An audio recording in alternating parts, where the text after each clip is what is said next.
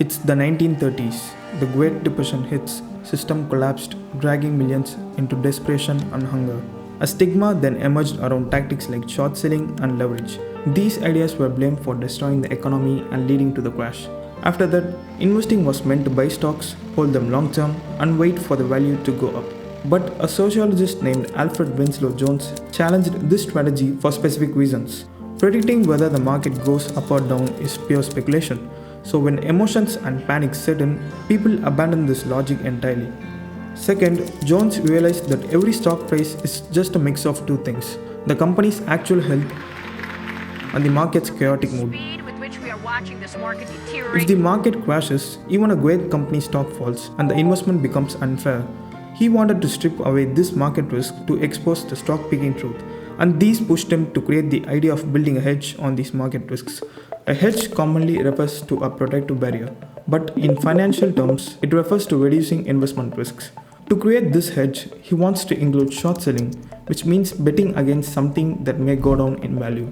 So it often acts as a risk-reward trade-off, which reduces potential loss but also chips away the gains only if losses are incurred in your long positions. His hedge fund company, Jones & Co., was started with about $100,000 in capital, with $40,000 of his own and the remaining $60,000 from a handful of friends who later became as limited partners. He then used this pooled money to seek high returns with the help of his long-short equity method. Shorting means selling a stock the fund does not own. The process works like this. The manager borrows the shares from a broker, sells them at the current price, and later buys them back. For example, the fund might go long on Samsung, buying shares expected to grow, while shorting Apple if it appears overvalued. To short Apple, the fund borrows Apple shares from a broker and sells them at the current price. The cash from this sale is held by the broker, and the fund must also use margin, its own capital that is kept as a collateral. If Apple stock falls, the fund buys the shares back at a lower price, returns them to the broker, and the remaining difference becomes profit. If Apple stock rises, losses are covered using the margin and additional funds may be required. The limited partnership I mentioned before was done mainly to avoid the strict regulations under the Investment Company Act, so that they can use more leverage and tools like derivatives to maximize their profits. The fee structure is commonly referred to as 2 and 20. 2% as the management fee regardless of what profit they make, and 20% for the performance fee only if the profit exceeds a certain rate.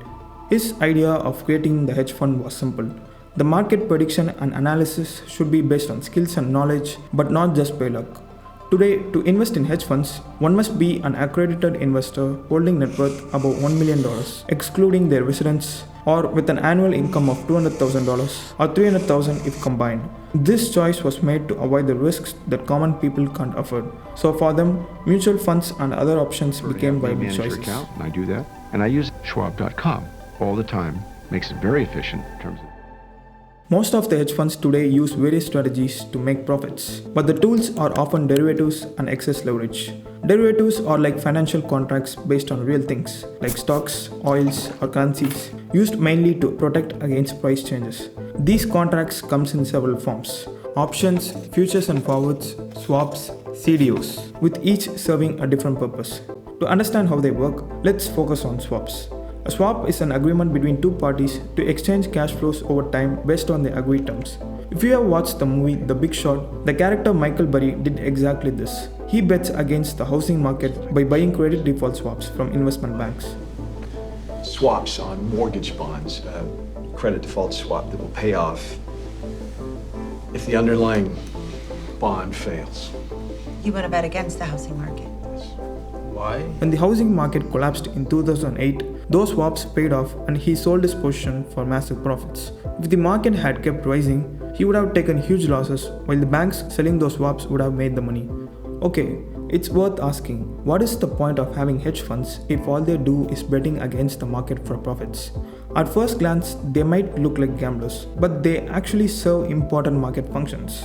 If stocks are mispriced, shorting that position helps keep the price correct when something appears overvalued, or more accurately, it exposes fraudulent behavior. Second, they take the high risks that even the governments ignore.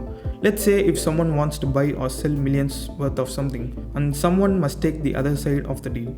Hedge funds are the ones here. A third, they allow companies to hedge.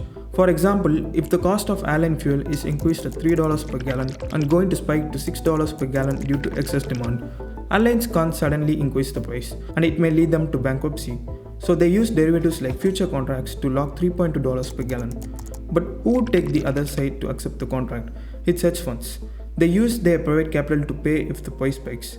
If it decreases, then hedge funds makes the best profit from it. Hedge funds had grown over decades and their trades also expanded at global micro and macro scale. This brings us to Jim Simons, a mathematics PhD who got into investing with a completely different mindset. He believed that the market prices are not purely random. Hidden inside them are micro-statistical patterns that repeats over time. Not obvious patterns, but subtle ones.